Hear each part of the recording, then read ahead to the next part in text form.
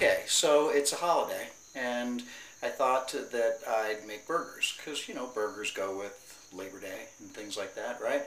However, today we're going to have an interesting twist on the burger, all right?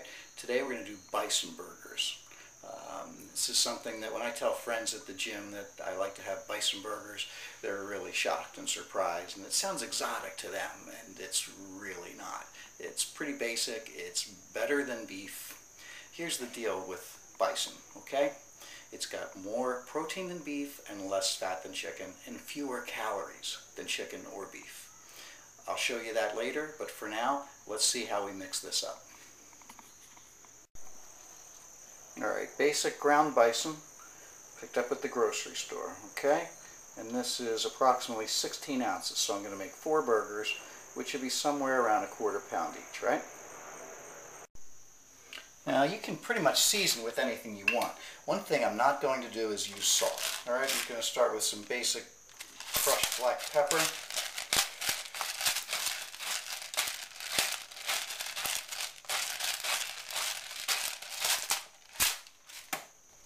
A little bit of chopped onion. You can use real onion. I don't feel like chopping onion right now, so I'm going to use this. This cooks up easily too. Little tiny bit of garlic, could use fresh, but I'm not, and a little bit of paprika. Okay, not a lot. I'm just adding a little bit for some flavor.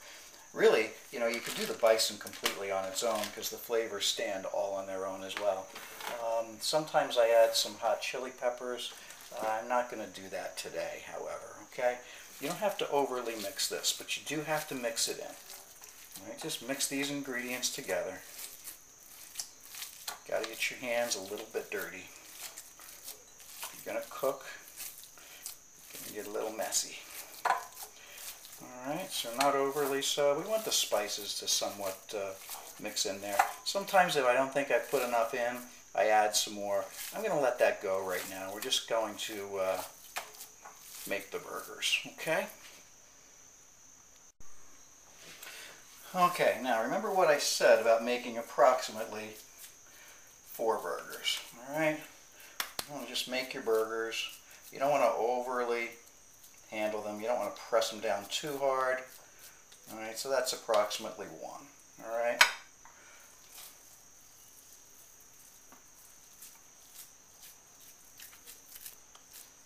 There's a second one. Again, you don't want to make them too hard because then they're not as juicy. Everybody likes a juicy burger, right? Now, I defy anyone to look at this and tell me that doesn't look like a beef patty. And if I served it to you, I guarantee you, you would not know the difference. You would think that you were eating a beef patty. I've had far too many people say ooh and ah and oh my gosh, and they taste them and they think I'm pulling their leg, they think they're eating beef. Alright, there we go.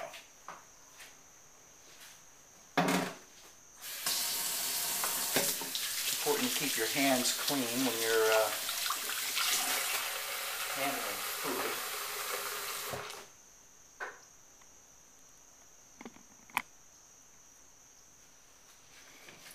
Okay.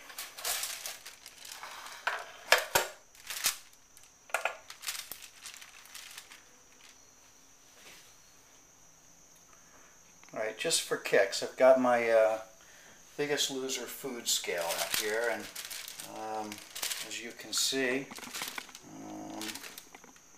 it's registering a -1 ounce. I'm not quite sure why that is. So I'm going to put some wax paper on here, and now it's down to 0. I'm just going to weigh these out. Alright, let's see. You don't want to put food directly on your food scale. Right, that wouldn't be a real good thing. I don't know if you can see this, but that's right there is 4.6. Okay, 4.6 ounces.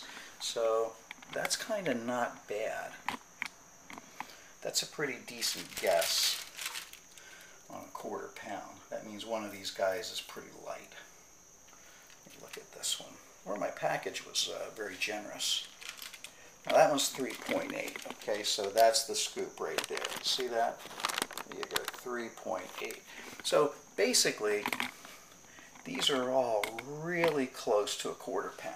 Okay, that's just important. I don't weigh all my food. In fact, I rarely weigh food at this point because I sort of know what I'm doing with it. But it's important because when you look up the nutritional content, you can have a pretty good idea of how much you're eating. Once you use a food scale in order to know what your portion sizes are, okay?